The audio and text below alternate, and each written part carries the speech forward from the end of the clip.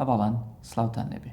بە بۆنەی ساڵیادی دامەزراندنی یەکێتی نیشتیمانی کوردستان گەرمترین پیرۆزبایی ئاراستەی کەسوکاری سەربەرزی شەهیدان و ئەنفالکراوان و زیندانیانی سیاسی و پێشمەرگە دێرینەکان و کادرە تێکۆشەرە دێرینەکان و کادر و ئەندامان و لایەنگران و پێشمەرگەکانی یەکێتی نیشتیمانی کوردستانەکەم.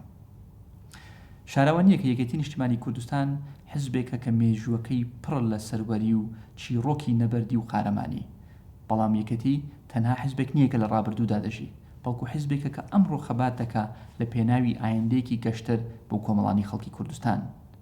لە دوا بانگەشەی هەڵبژاردننی پەرلەمانی کوردستان یەکێتی بە شێوازێکی نوێ هاتەوە ناو جەماوەرەکەی خۆی، بەڵێنی ئارامیدا، بەڵێنی زیادکردنی هەلیکاریدا، بەڵێنی باشترکردنی خزمەتگوزاریەکانیدا، بەڵێنیدا کە ئەو متمانەی کە لە کاتی بانگەشەیە دەنگدەری یەکێتی دای بە یەکێتی نیشتیمانی کوردستان ئەو بەڵێنە ئەو متمانەیە بە فێڕۆ نەدا بۆ جێبەجێکردنی بەڵێنەکانی خۆی، بۆ بە فێڕۆنەدانی ئەو متمانەی دەنگدەر و جەماوەرەکەی خۆی، بۆ بەهێزترکردنی هەرێمی کوردستان و بۆ باشترکردن و جوانترکردنی یەکێتی نیشتیمانی کوردستان.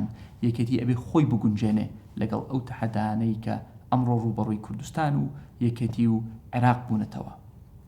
بۆ ئەوەی بە باشترین شێوە بتوانین ڕوبەڕووی ئەو تەحەدانە ببینەوە، یەکێتی ئەبێ خۆی بگونجێنێ، ئەبێ خۆی نوێ بکاتەوە و باشترین ڕێگا بۆ خۆ نوێکردنەوە بەستنی کۆنگرەیە.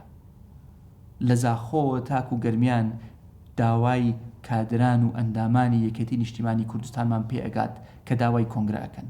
منیش دەنگی خۆمە خەمە پاڵ دەنگی ئەو کادر و ئەندامە دڵسۆزانە یەکێتی نیشتیمانی کوردستان و منیش داوای کۆنگرە ئەکەم.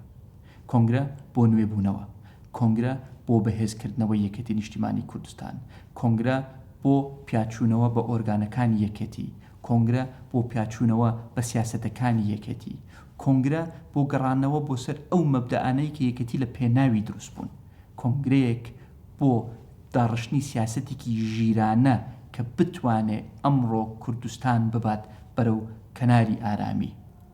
ئەم کۆنگرەیە داوای کۆمەڵانی خەڵکی کوردستان و بە تایبەت جەماوەری یەکێتی نیشتیمانی کوردستانە. ئەم کۆنگرەیە ئەبێ ببەسترێ. بۆیە من لەم ساڵیادا دەنگی خۆمە خەمە پاڵ ئەو دەنگانە داوای بەستنی کۆنگرە ئەەکەم، داوا ئەەکەم چیتر بیان و نەدۆزینەوە بۆ دواکەوتن لەم پرسە. یەکێتی پێویستی پێیەتی، کوردستان پێویستی پێیەتی، عێراقیش پێویستی پێیەتی. دووبارە بە بۆنەی ساڵیادی دامەزراندنی یەکێتی پیرۆزبایی لە هەموو ئەندام و لایەنگران و کادر و دڵسۆزانی یەکێتی نیشتیمانی کوردستانەکەم. درود بۆ گیانی پاکی شەهیدان، هەر شاد و سەربەرز و سەرکەوتوو بن.